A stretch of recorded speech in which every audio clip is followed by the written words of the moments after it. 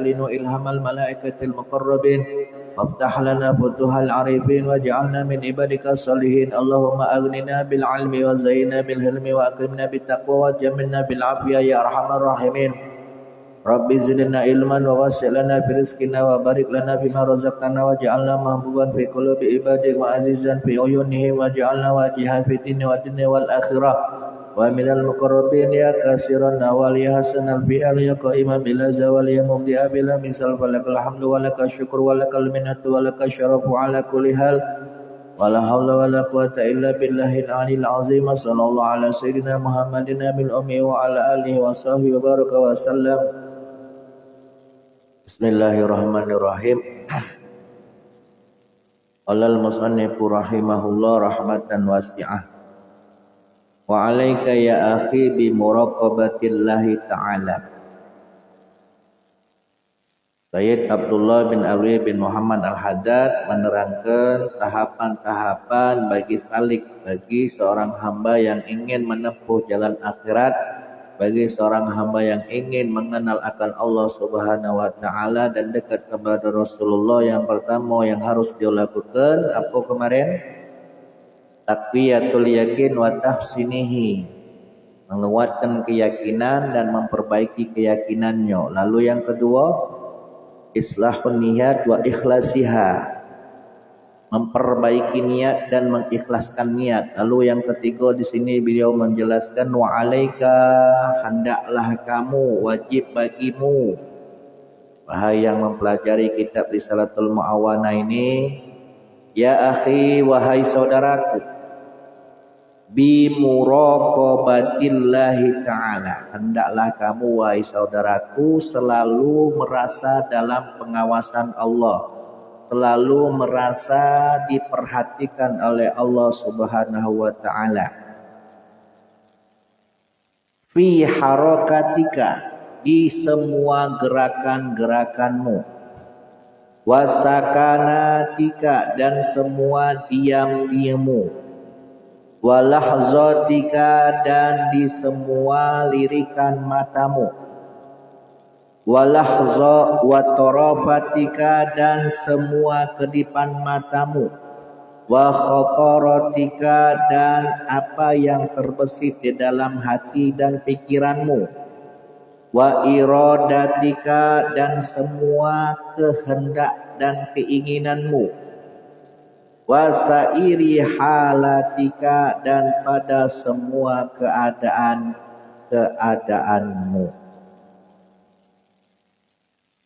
Jadi makom yang ketiga bagi seorang yang ingin menempuh jalan akhirat yang harus dia raih adalah makom muraqabah. Selalu merasa diawasi, merasa diperhatikan oleh Allah, baik dalam gerak maupun diam, baik dalam lirikan mata, apa yang terbesit di dalam hati dan pikiran. Dalam semua keadaannya selalu senantiasa merasa diawasi dan diperhatikan Allah.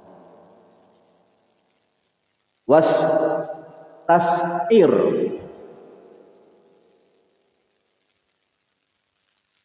dan merasakanlah olehmu qurbahu, dekatnya Allah, minka, darimu. Rasakan bahwasanya Allah itu sangat dekat. Wa'lam, dan ketahuilah, wa'lam bimakna yakin, yakinlah, annahu, bahwa sesungguhnya Allah nazirun ilaika, zat yang memandang dirimu, zat yang melihatmu. Wa mutalli'un, zat yang maha memperhatikan, alaika, terhadap dirimu. La yakhfa, tidaklah tersembunyi, tidaklah samar, alaihi, atas Allah, minka, darimu, apa yang tidak tersembunyi, khafiyatun, suatu hal yang tersembunyi, sesuatu hal yang tersembunyi, sesuatu hal yang samar. Itu dalam pengetahuan dan pandangan Allah itu tidaklah sulit bagi Allah untuk mengetahuinya. sebagaimana di dalam firman-Nya, wa ma ya'zubu an rabbika mim misqali dzarratin fil ardi wala fis sama. Surat Yunus ayat 61. Wa ma ya'zubu, dan tidaklah luput, tidak lengah, an rabbika, dari pengetahuan Tuhanmu, misqalli zarrah, meski biji zarrah. Zarrah ini atom, biji atom yang sangat kecil sekali. Luput, tidak lengah Allah itu dari sesuatu yang sangat kecil. Fil ardi, baik di bumi, wala bis sama, dan tidak pula di langit.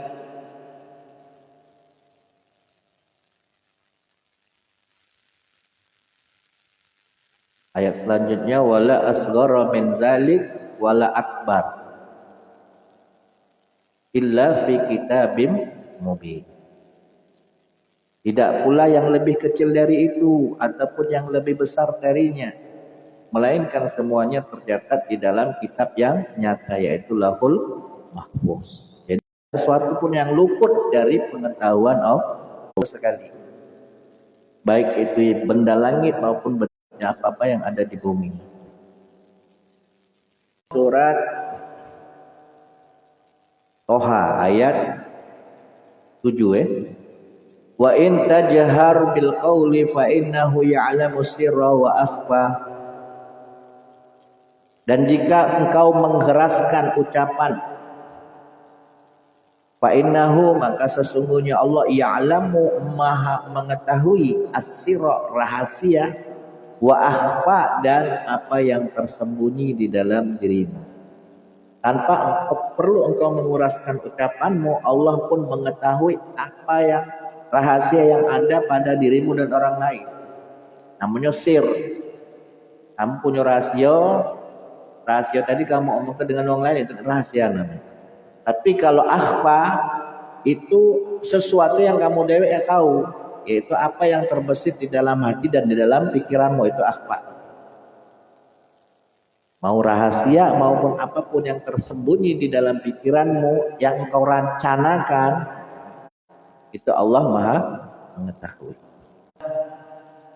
Di sini Sayyid Abdullah bin Alwi Al-Haddad ya makmano caronyo merasakan akan pengetahuan Allah Subhanahu wa taala, itu mengetahui segala apa yang ada di muka bumi maupun di langit.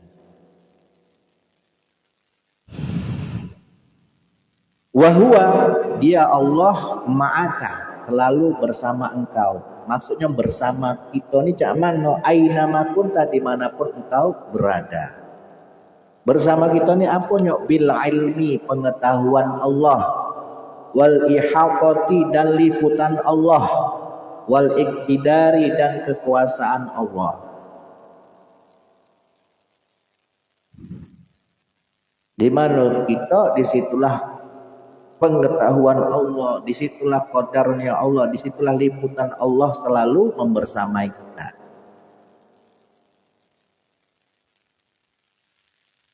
Jadi yang dimaksud Allah itu bersama kita itu bukan berarti Allah itu bertempat, berarah, enggak. Kalau Allah berarah, bertempat, ya berarti makhluk. Berarti yang membersamai kita itu apa? Pengetahuan Allah, qadarnya Allah, kuasanya Allah, liputannya Allah. Jadi Allah itu meliputi segala sesuatu.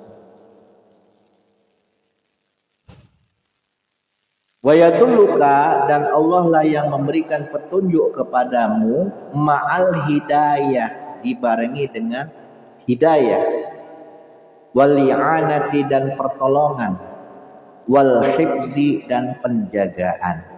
In kunta, jikalau engkau, minal abrori, termasuk di antara orang-orang yang baik. Kalau seandainya kita ini termasuk hamba-hamba Allah yang baik, maka ya, hidayahnya, pertolongannya, dan penjagaannya itu akan selalu membersamai kita.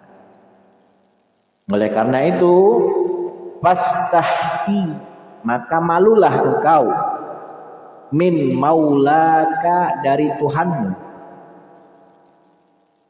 haqqal haya dengan sebenar-benarnya rasa malu, wajtahid dan bersungguh-sungguhlah engkau alla yaraka, agar Allah tidak melihat engkau, haitsu nahaka, gimana di situ Allah melarangmu. Maksudnya jangan sampai Allah itu melihat kita di tempat yang di situ Allah melarang kita untuk berada di situ, di tempat-tempat maksiat. Jangan sampai Allah melihat kita berada di tempat-tempat maksiat. Wala yakudaka, dan bersungguh-sungguhlah agar Allah tidak kehilangan dirimu, haitsu amaraka, gimana di situ Allah memerintahkan engkau.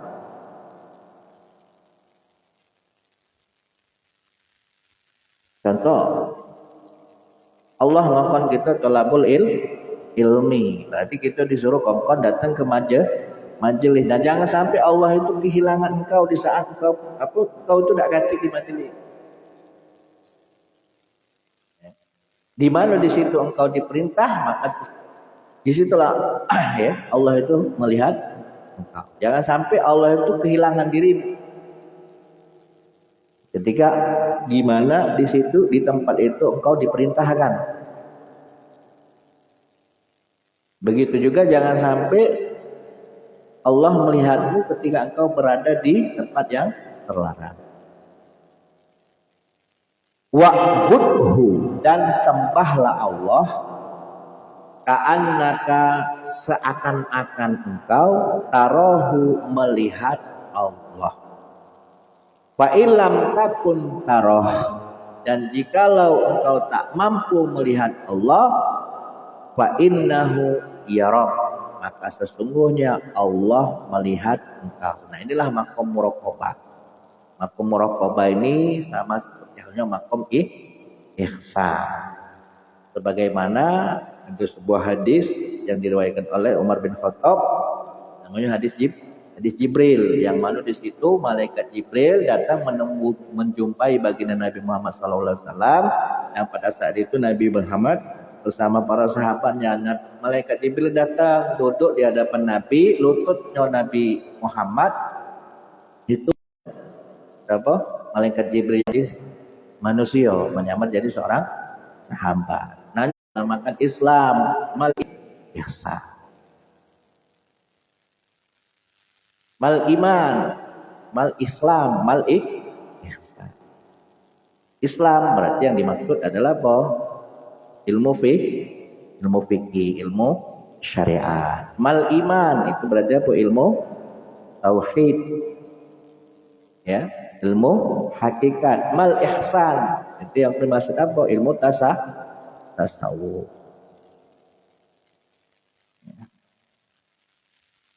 Inilah makom ihsan, makom muraqabah Allah.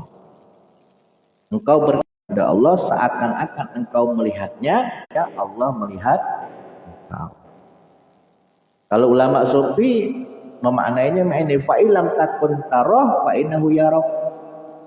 Jikalau engkau meniadakan dirimu, maka sesungguhnya engkau melihat Allah.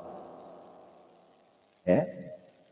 Jadi memang ketika kita mempelajari ilmu agama, jangan hanya sebatas ilmu fikih, jangan hanya sebatas ilmu syariat. Kalau seandainya kita belajar ilmu syariat tanpa mendalami ilmu tasawuf, ya, maka kita tidak akan menemukan manisnya ketakwaan, tidak akan mendapatkan kelezatan daripada ketakwaan. Hati kita pasti keras kalau seandainya kita cuma mempelajari ilmu fikih baik. Kenapa? Kita lah tahu hukum nih. Dengar-dengar nak berdebat. Dengar-dengar merasa lebih tahu. Tapi nak belajar ilmu tasawuf, artinya apa? Hati jadi keras. Makanya harus diimbangi dengan ilmu tasawuf. Nah, tasawuf inilah tujuannya agar apa? Sikap kita menjadi bijak, lebih arif, lebih bijaksana lagi. Pokoknya intinya jangan sampai kita itu jadi salah sikok. Jangan hanya menjadi faqih saja atau jangan hanya menjadi sufi saja. Jadi harus bisa menjadi seorang sufi yang faqih atau menjadi seorang faqih yang sufi. Para ulama-ulama mujtahid, contoh kita Imam Syafi'i, Imam Hambali, Imam Hanafi, Imam Malik, mereka memang mujtahid ilmu fikih, tapi bukan berarti mereka bukan sufi, mereka ulama sufi. Mereka ahli tasawuf, meskipun yang dikedepankan itu adalah ilmu fikih. Nah, itu juga kita kalau seandainya kita belajar di majelis taklim hanya sebatas belajar ilmu fikih, kita juga harus mempelajari dan mendalami ilmu tasawuf, harus galak riyadhah, harus galak tirakat, harus kalau bahasa kami itu galak lelaku.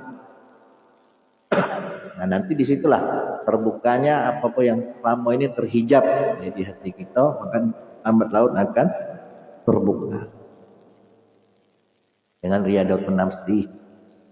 Ya, tadi awal pertama tahapan yang harus kita lalui, yang pertama adalah yakin, yang kedua harus mempunyai niat yang tulus, lalu yang ketiga merasa diawasi oleh Allah, selalu dalam pengawasan Allah. Wa mata ra'aita, maka di sini kata Sayyid Abdullah bin Alwi Al-Haddad, wa mata ra'aita, kapan jikalau engkau melihat dirimu min nafsika, engkau melihat dari dirimu takasulah, mager. Apa mager? Males gerak, takasul, malas. Engkau lihat dirimu dalam keadaan mager, anto'atihi, untuk taat kepada Allah, au mailan, atau engkau melihat dirimu mailan, cenderung ila maksiatihi, untuk bermaksiat kepada Allah, fazakirha, maka ingatkanlah jiwamu, ingatkanlah dirimu, unjuk peringatan, unjuk warning. Di saat males, di saat hati ini, di saat nafsu ini cenderung pengen maksiat, ada rencana, ngajak aku nak pergi majelis, ngajak aku nak, setelah kata itu maksud waktu sholat, kagetlah. Timbul malesnya. Nah, di saat seperti itu, fazakirha, ingatkanlah dirimu, ingatkanlah jiwamu, bi annallaha, bahwa sesungguhnya Allah yasma'uka, mendengar engkau, wa yaraka, dan melihat engkau, wa ya'lamu sirraka, dan Allah mengetahui rahasiamu, wa najwaka, bukan hanya rahasiamu, bisik-bisikmu, apa yang terbesit di dalam hatimu, Allah mengetahui. Lanjut tahu nafsumu, bahwasanya Allah Maha mengetahui, Maha melihat apa yang tersembunyi di dalam dirimu. Kalau seandainya diingat masih nanda, fa illam yufidha, jikalau peringatan itu tidak memberikan faedah, fa illam yufidha hadza zikru, jikalau tidak memberikan peringatan itu tidak memberikan faedah, likusuri ma'rifatiha, karena keterbatasan pengetahuan dirimu, bi jalalillahi ta'ala, akan kebesaran dan keagungan Allah. Ingat macam itu tadi, nanda juga bergerak. Fadzkurlaha, maka ingatkan lagi, makanal malakaini, ingatkan pada nafsumu tadi, dirimu tadi, tempat dua malaikat al-karimaini, yang mulia, allazaini yaktubani, yang kedua-duanya mencatat, al-hasanati wassayiati, amal-amal kebaikan dan amal-amal buruk. Ingat ke, di samping kiri kanan ini ada dua malaikat yang tugasnya mencatat amal baik dan buruk. Waslu, dan bacakan, alaiha, pada dirimu, bacakan ayat Quran pada dirimu apa yang dibaca ke izyatalaqal mutalaqiyani anil yamini wa anil shimali qa'id ma yalfizu min qaulin illa ladaihi raqibun atid. Surat apa ini? Ayat 11 18.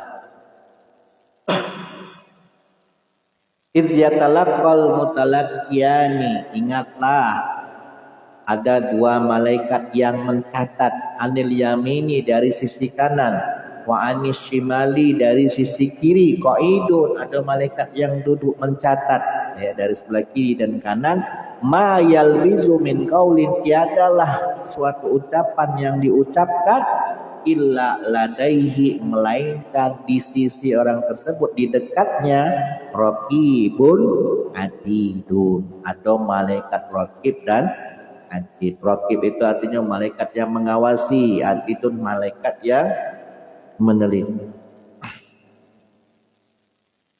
Masih juga diunjuk tahu bahwasanya ada dua malaikat di samping kiri kanan, masih juga tak nge, masih juga malas, masih juga nak maksiat juga. Fa ilam kata asal, jikalau peringatan tadi tidak memberikan pengaruh, bihajat tazkir, jadi peringatan yang tidak memberikan pengaruh pada diri yang malas ini tadi,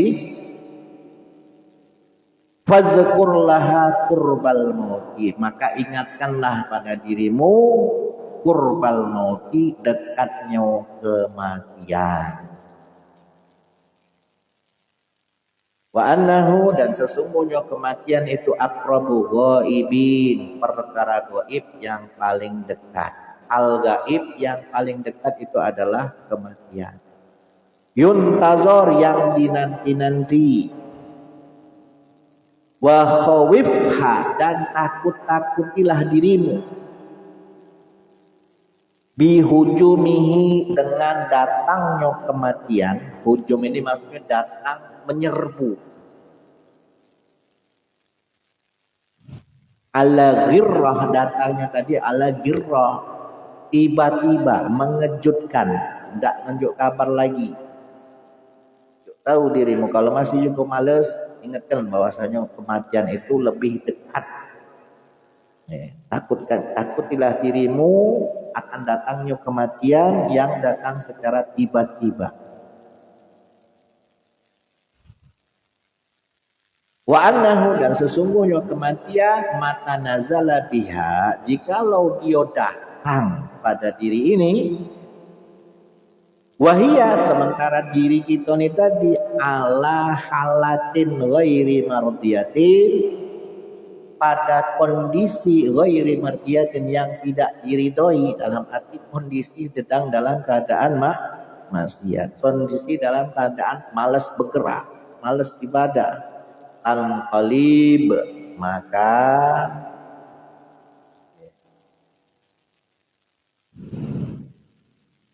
diri ini akan berbalik bi khusranin, mendapatkan kerugian la akhiralah, yang tiada berakhir.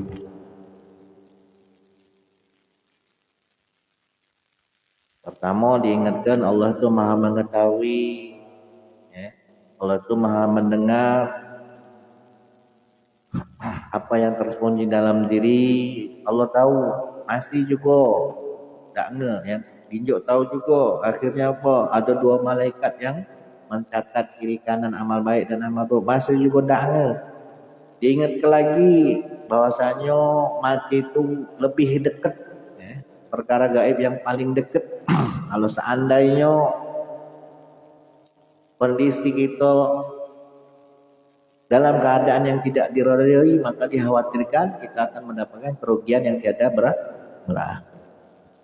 Fa ilam yanfa'ha, masih juga tidak bisa memberikan manfaat, kita takut-takuti nafsu ini tadi, masih juga tidak baca memberikan manfaat, aja takhwif, sudah dikasih tahu, masih juga tidak memberikan manfaat. Wazkurlah, maka ingatkan lagi, tambah lagi dosisnya.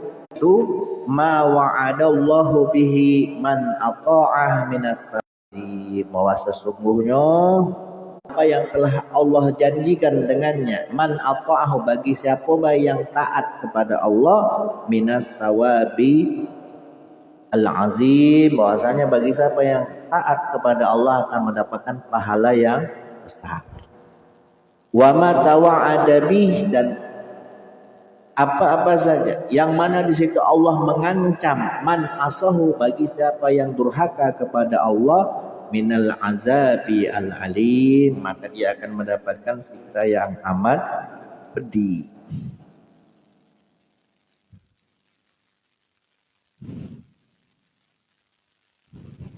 Tadi ingatkan, dari takut-takut tentang kematian, terus diingat masih juga tidak Juk tahu lagi nafsu ni bahwasanya bagi siapa yang taat kepada Allah akan dijanjikan oleh Allah dengan pahala yang amat besar. Bagi siapa yang maksiat kepada Allah maka akan diancam dengan azab yang amat pedih. Wakul, dan katakanlah laha kepada nafsu ni tadi, kepada diri ni tadi, ya nafsi, wahai nafsuku, ma ba'dal mauti min musta'tabin, tidak ada setelah kematian melainkan tempat ridho Allah. Itu tempat untuk mencari keridhaan Allah. Malah mati. Wa ma ba'da, setelah dunia, min darin illal jannah awin nar, tidak ada setelah dunia melainkan negeri, apakah itu, apakah surga, apakah neraka. Setelah kehidupan dunia ini tidak ada lagi kecuali tempat, apakah surga atau neraka. Setelah kematian ini tidak ada lagi tempat untuk mencari keridhaan Allah. Tidak ada lagi. Oleh karena itu fahtari, maka pilihlah di nafsiki, pada nafsumu, pada dirimu, in syi'ti, jikalau engkau menginginkan ketaatan, takunu akibatuha al-fauza, maka akibat atau akhir daripada ketaatan itu adalah kebahagiaan, waridwana, dan keridhaan, wal khuluda, dan keabadian, fi pasihil jinan, di dalam lapangnya surganya Allah, wan nazra, dan dapat memandang ila wajhillah, kepada zat Allah al-karima al-mannan, yang maha mulia lagi maha memberi nikmat. Nah, akidah ahli sunnah wal jamaah bahwasanya kita bisa memandang Allah kelak nanti di akhirat. Kalau kaum Mu'tazilah tak kan. Kaum Mu'tazilah tak nyatakan bahwasanya bisa melihat Allah baik di dunia maupun di akhirat. Kalau kita ahli sunnah wal jamaah, sebagian yang berpendapat tidak baca, namun sebagian besar mengatakan bisa kita nantinya memandang Allah ketika berada di akhirat. Kalau seandainya kita termasuk ahli surga. Kalau seandainya ada yang ngomong ngaku-ngaku bisa melihat Allah di dunia ini, berarti dia halu.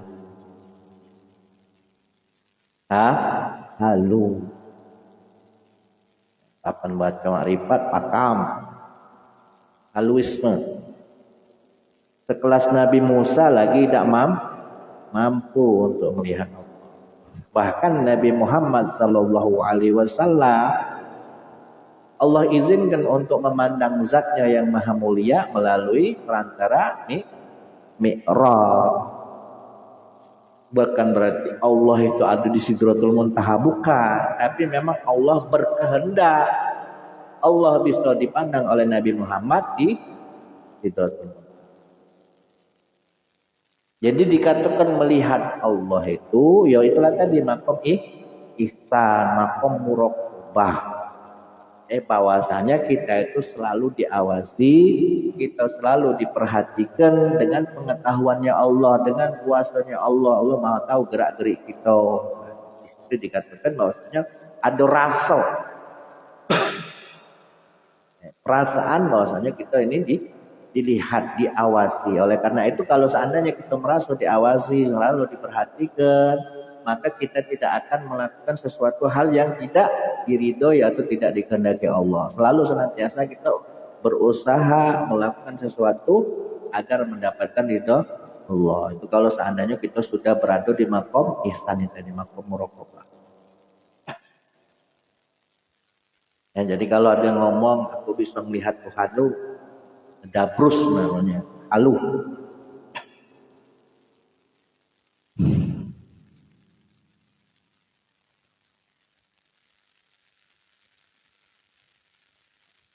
Wa in syi'ti, dan jikalau engkau menginginkan wahai nafsuku, jikalau engkau pengen maksiat yakunu akhiruha, yang mana akhir daripada perbuatan maksiat itu sendiri adalah al-khizya, kehinaan, wal hawana, kerendahan, wasukhta, dan kemurkaan, wal hirmana, dan terhalang, wal hubsah, dan tertahan, baina tabaqatin niran, di antara tangga-tangga atau tingkatan-tingkatan api neraka.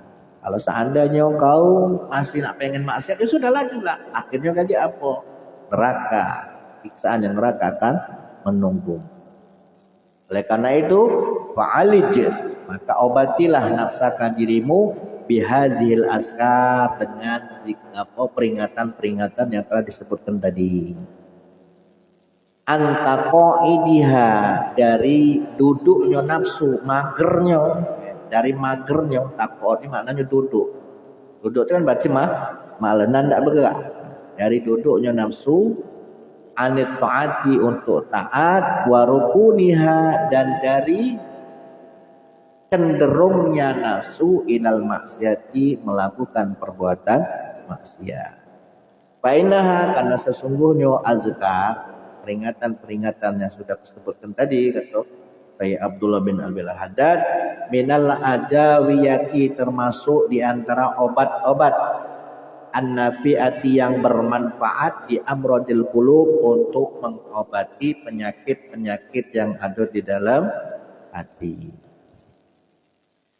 Summa innahu inistasaro, jikalau bangkit, jikalau timbul, min qalbika, dari hatimu, indastish'arika, ketika engkau merasakan, annallaha, bahwa sesungguhnya Allah, yaraka, melihatmu. Apa yang timbul? Hayaun, rasa malu. Yamna'uka, yang mano rasa malu ini bisa mencegah dirimu an mukhalafatihi, dari menyelisihi atau menentang Allah.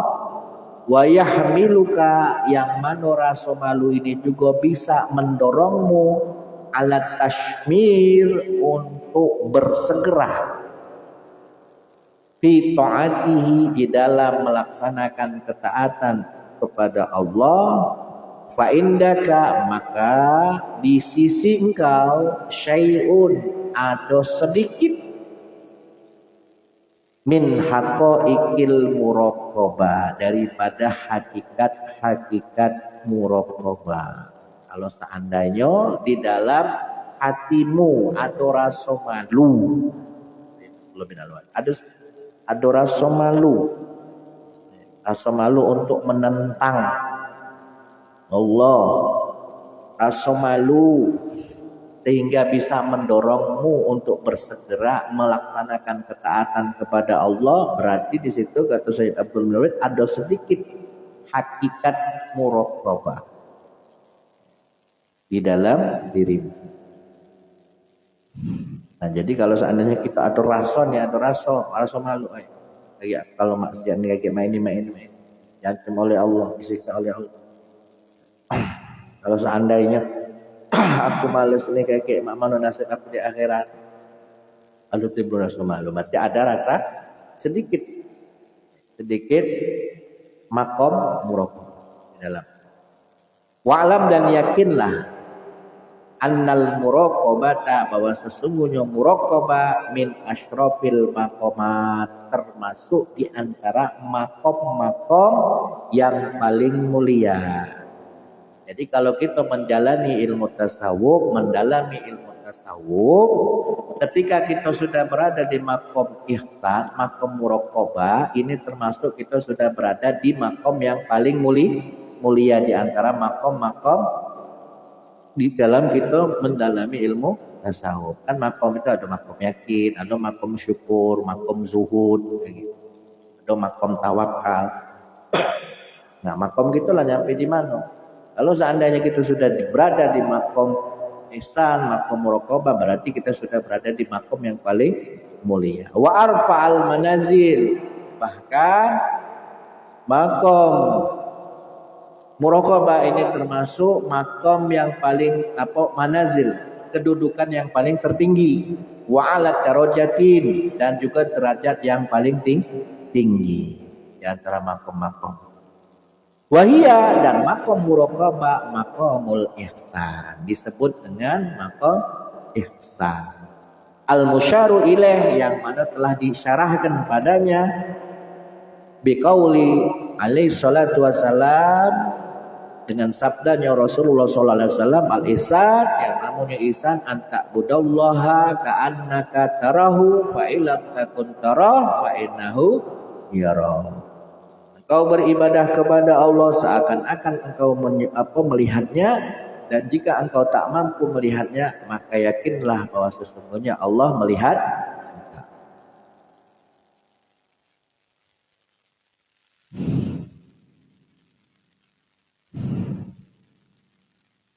Jadi ya itulah, belajar tasawuf itu kan belajar untuk mengenali kekurangan diri. Man arafa du'fata nafsa faqad arafa qudrata robba. Barang siapa yang mengetahui, mengenali kekurangan dirinya, kelemahan dirinya, maka niscaya dia akan mengetahui kekuasaan atau kebesaran daripada Tuhannya.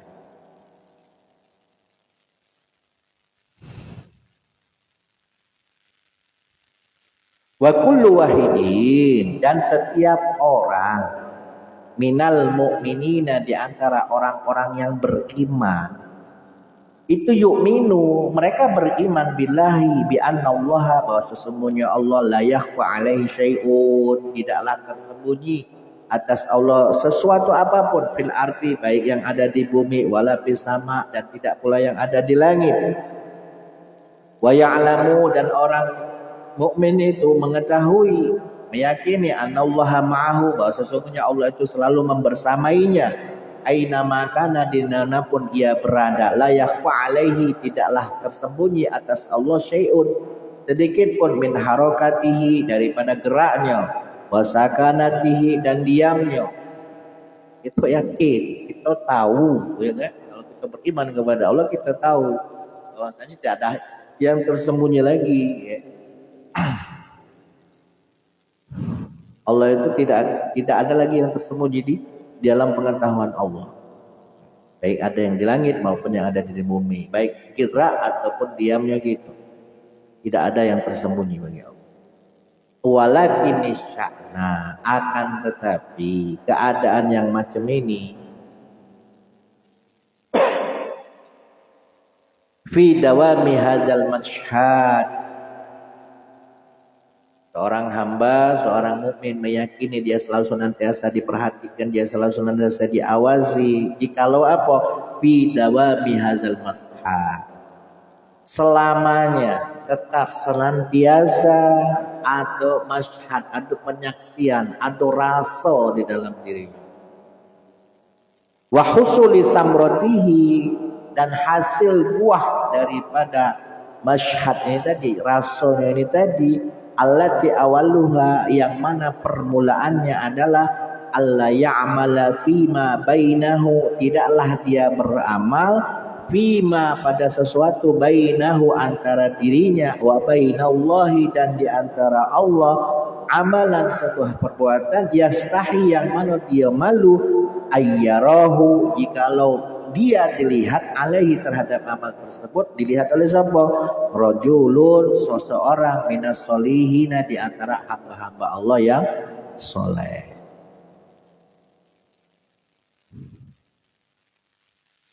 Jadi Allah kebetulan punya kekasih namanya wali aulia was solihin. Nah, aulia was solihin ini mereka diberikan Allah pengetahuan yang sangat luar biasa. Mereka bisa mengetahui hal yang gaib. Ya.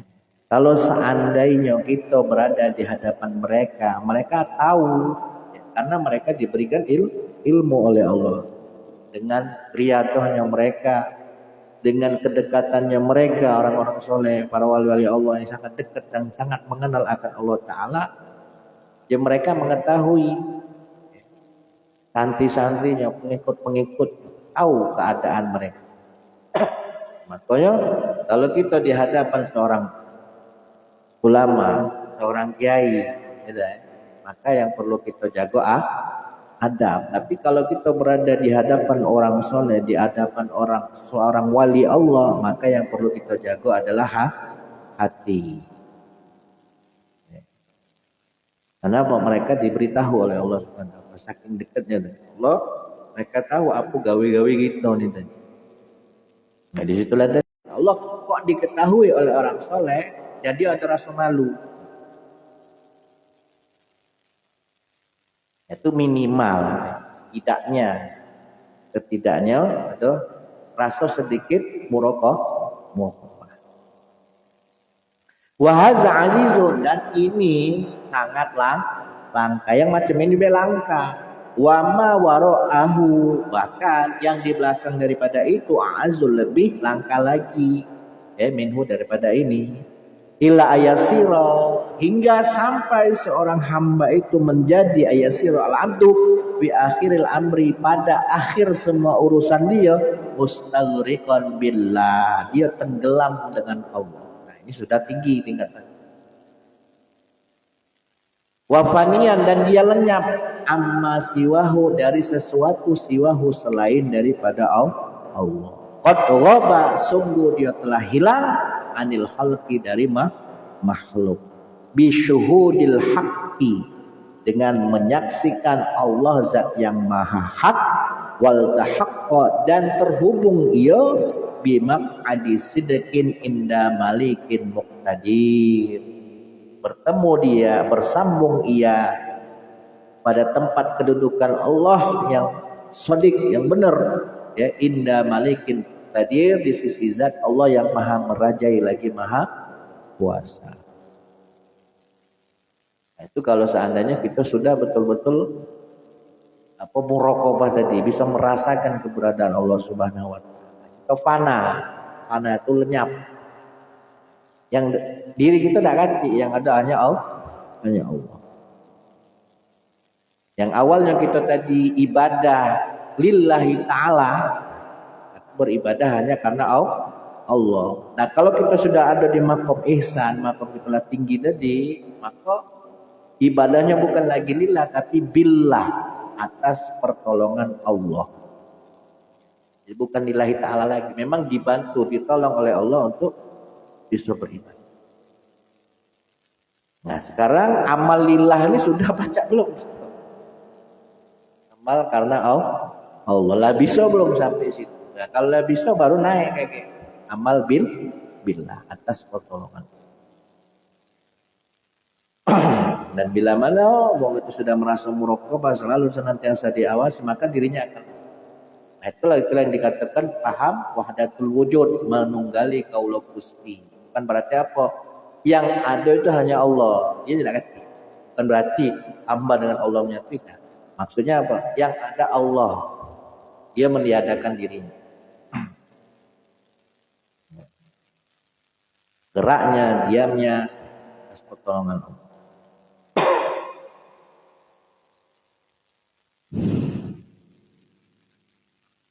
Ini baru tasawuf, ini belum tauhid, dalam umat ya.